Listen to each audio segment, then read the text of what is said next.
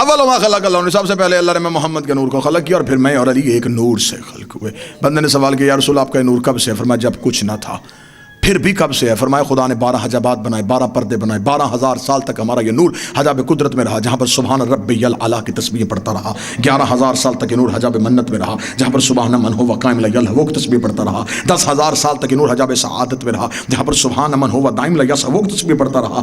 8,000 سال تک یہ نور حجاب کرامت میں رہا، جہاں پر سبحان من ہو غنی رفت کی تسبیح پڑھتا رہا۔ 7,000 سال تک یہ نور حجاب عزت میں رہا، جہاں پر سبحان ذی العزت والجلال کی تسبیح پڑھتا رہا۔ 6,000 سال تک یہ نور حجاب رفت میں رہا، جہاں پر سبحان رفیع الاعلیٰ تسبیح پڑھتا رہا۔ 5,000 سال تک نور حجاب نبوت میں رہا، جہاں پر سبحان ذی المن والمنان کی تسبیح پڑھتا رہا۔ 4,000 سال تک نور حجاب ہیبت میں رہا، جہاں پر سبحان ذی الہیبت عند المعاد تسبیح پڑھتا رہا۔ 3,000 سال تک نور حجاب غیبت میں رہا، جہاں پر سبحان ذی الغیبت عند المعاد تسبیح پڑھتا رہا۔ 2,000 سال تک نور حجاب حسن میں رہا، جہاں پر سبحان ذی الحسن والجمیل کی تسبیح پڑھتا رہا۔ 1,000 سال تک حجاب شفاعت میں رہا، جہاں پر سبحان ربی الاعلیٰ وبحمدہ کی تسبیح پڑھتا گیا۔ رسول کہتے ہیں 12 پردوں سے ہمارے نور کا نکلنا تھا، فقطر منہم مئۃ فقطر 24، میرے نور سے ایک کم 1,24,000 پسینے کے قطرے گر گئے، خدا نے ہر قطرے کے صدقے ایک نبی بنا دیا۔ میرے پسینے کے قطرے گرتے گئے، کوئی آدم صفی اللہ بن گیا، کوئی نوح نجی اللہ بن گیا، کوئی ابراہیم خلیل اللہ بن گیا، کوئی موسیٰ کلیم اللہ بن گیا۔ آج کوئی مسلمان حضرت آدم کو رضی اللہ نہیں کہتا، حضرت نوح کو رضی اللہ نہیں کہتا، حضرت ابراہیم کو رضی اللہ نہیں کہتا۔ حضرت آدم کا نام ہو علیہ السلام، ابراہیم علیہ السلام، نوح علیہ السلام، موسیٰ علیہ السلام۔ اب یہ علیہ السلام بنے کیسے؟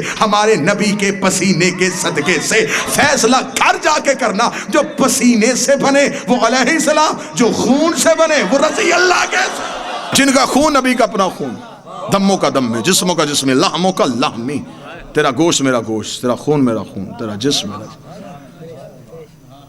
تو پھر وہ رضی اللہ نہیں ہو سکتے۔ تو جو ہے صاحبان 12 پردوں سے میرے نور کا باہر آنا تھا، یہ طیب اور طاہر دریاؤں میں در زہو سے در کرم، جویجی در کرم سے در تقوی، در تقوی در جود، در جود سے در سخا، در سخا سے در عطا، در عطا سے رحمت، در رحمت سے در شفاعت، در شفاعت در حسن۔ مقدس دریاؤں کو عبور کرتا کرتا یہ نور صلب آدم میں آیا۔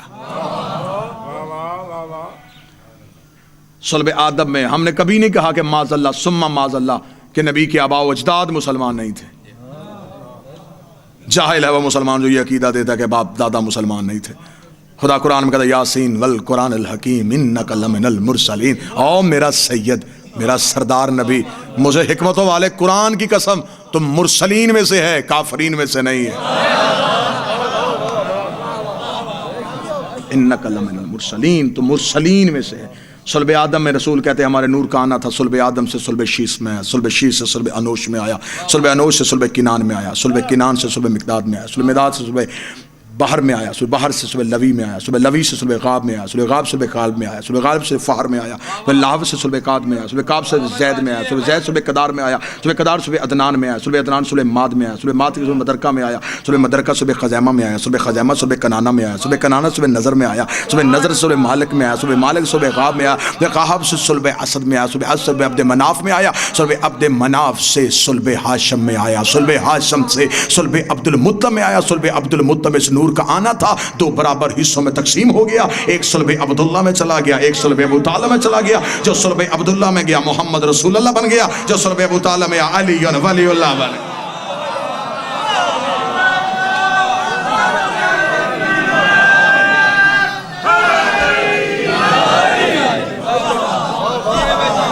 جی ہاں، معصوم سے سوال کیا گیا کہ مولا آپ توحید کے کہاں رہتے تھے؟ فرمایا ہم توحید کی اندیت میں رہتے تھے۔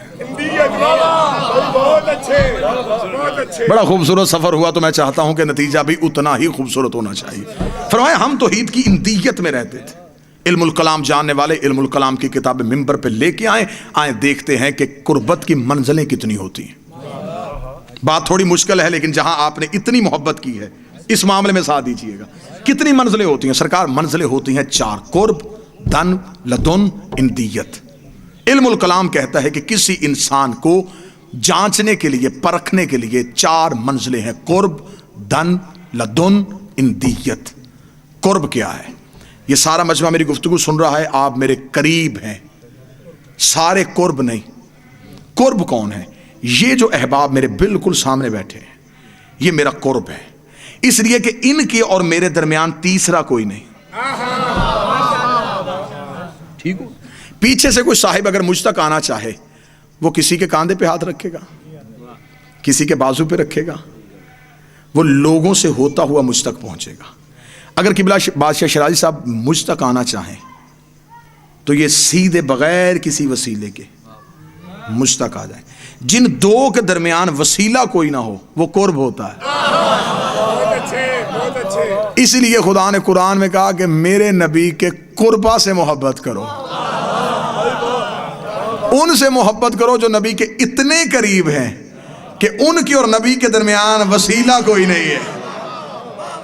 اب میرا خیال ہے اگر کسی بندے نے قرب ڈھونڈنا ہو تو چادر سے اچھی مثال کوئی نہیں۔ چادر میں وہ اتنا قرب ہو گئے تھے کہ فرشتے نے بھی کہہ دیا وَمَنْ تَحْتَ الْكِسَاءِ، یہ چادر کے نیچے ہیں کون؟ آواز آئی ہم فاطمہ تو وَأَبُوهَا وَبَعْلُهَا وَبَنُوهَا، ایک سیدہ کا باپ، ایک سیدہ کا شوہر، دو سیدہ کے بیٹے۔ میرے اللہ رسول کلام تو نہیں جانتا تو کون جانتا ہے؟ تعارف بڑی کے ذریعے سے کروایا جاتا ہے۔ آپ یہ کیوں نہیں کہتے ایک نبی ہے، ایک نبی کی بیٹی ہے، ایک نبی کا داماد ہے، دو نبی کے نواسے ہیں؟ تعارف علی کے ذریعے سے کیوں نہیں ہوا؟ تعارف حسنین کے ذریعے سے کیوں نہیں ہوا؟ فرمایا میں تعارف کروا سکتا تھا اگر سوال کرنے والا فرش کا ہوتا، سوال کرنے والا ہے عرش کا، عرش میں یہ خاندان پہچانا ہی بطول کے نام پہ جا۔ اور رسول نے خدا نے کہا کہ کیونکہ آج میں نے سیدہ کے ذریعے سے تعارف اس لیے کروایا، اہل سنت بھائیوں کے لیے پیغام کہ آج ہو رہا ہے اہل بیت کا تعارف۔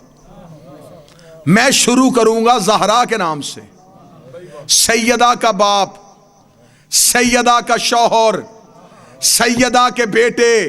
اگلا جملہ میں بلندی پہ جا کے لگا خدا نے کہا میں سیدہ کے ذریعے سے تعارف کروا کے تمہیں منوا رہا ہوں کہ اہل بیت نبی کے رشتہ داروں کا نہیں، بطول کے رشتہ داروں کا۔ اب جس نے بھی اہل بیت میں آنا ہو شرط یہ ہے کہ اس کا تعلق بطول سے ہونا چاہیے، سیدہ سے ہونا چاہیے۔ اور خدا نے اہل بیت کا فرق سمجھا دیا۔ جو چادر کے نیچے تھے وہ بیت تھے، جو باہر تھا وہ حرم تھا۔ ٹھیک، آج بھی جس پہ چادر ہے وہ بیت اللہ ہے، جو باہر ہے وہ حرم ہے۔ حرم بیت نہیں، حرم کی عزت ہی بیت کی وجہ سے ہے، بیت کا حرم ہے۔ ان کا تعارف ہی اس لیے ہے کہ یہ بیت کا حرم ہے۔ تو یہ ہے قرب، بس یہ مثال سنیے گا اور اسی پہ گفتگو ختم۔ قرب یعنی کہ یہ دو درمیان تیسرا کوئی نہیں۔ اس سے اگلی منزل کون سی ہے سرکار؟ دنو۔ دنو کسے کہتے ہیں؟ خدا سورہ واقعہ میں کہتا ہے کہ جنت میں جنتی جو پھل کھائیں گے یہ ان کی مقام دنو پہ ہوگا، ہاتھ اٹھائیں گے اور پھل ہاتھ میں آ جائے گا۔ اس کا مطلب کہ جو ہاتھ تک پہنچے اسے دنو کہتے ہیں۔ اس لیے خدا نے قرآن میں کہا کہ میرا حبیب معراج کی رات مقام دنو پہ آ گیا تھا۔ بسم اللہ سر، بسم اللہ، ماشاءاللہ ماشاءاللہ۔ میرا حبیب واجب الاحترام قبلہ شریف لے، بس اسی بات پہ جو بات آپ تک پہنچانی گفتگو ختم ہو گئی سرکار، اسی کو وصول کیجئے گا اور دعا دے دیجئے گا۔ دنو جہاں تک ہاتھ پہنچے۔ لدن کیا ہے؟ مشکل گفتگو ہے لیکن بہت داد آپ کو کہ آپ نے احسن طریقے سے گفتگو کو سماعت کیا۔ قرب یہ فاصلہ جن کے درمیان کوئی نہ ہو۔ بولیے گا نا تھوڑا سرکار میرے ساتھ؟ دنو وہ یعنی کہ جو مائک ہے نا جی، یہ میرا قرب بھی ہے، دنو بھی ہے۔ شیرازی صاحب میرا قرب ہے، دنو نہیں، ہاتھ نہیں پہنچ رہا۔